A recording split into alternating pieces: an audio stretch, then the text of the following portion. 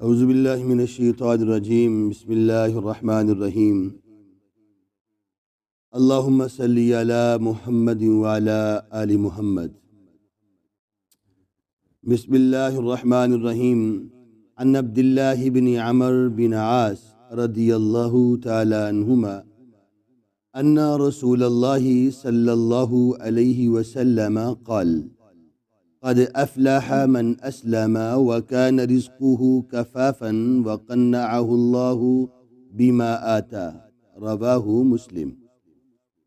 حضرت عبداللہ بن عمرو بن عاص رضی اللہ تعالیٰ عنہ سے روایت ہے، فرماتے ہیں رسول اللہ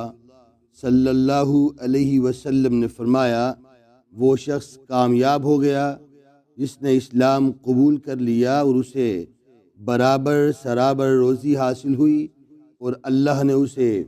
اپنے دیے ہوئے پر قناعت دے دی۔ کامیابی آخرت میں اللہ کی رحمت و مغفرت سے شاد کام ہونا ہے، اور اللہ کی رحمت حاصل کرنے کا ذریعہ صرف اور صرف اسلام ہے۔ اگر بدقسمتی سے انسان کا دامن دولت اسلام سے خالی ہے تو دنیا بھر کے خزانے بھی اسے اخروی زندگی جو ہے وہ اس کی کامیابی سے ہمکنار نہیں کر سکتے، بلکہ دنیا سے آنکھیں موند لینے کے بعد جب آدمی اس دنیا سے رخصت ہو جاتا ہے، اس کی آنکھیں بند ہو جاتی ہے، اس کے بعد عذاب الہی کے شکنجے میں اسے جہنم کے اندر بیڑیوں سے جکڑ دیا جائے گا، اور یوں یہ انسان جو ہے وہ ناکام ٹھہرے گا۔ اسی طرح بقدر کفایت اس حدیث میں ذکر کیا گیا کہ جس کو اللہ تعالیٰ نے اپنی مرضی سے اس کو رزق دے دیا، چاہے تھوڑا چاہے زیادہ، تو اگر اس شخص نے اس کے اوپر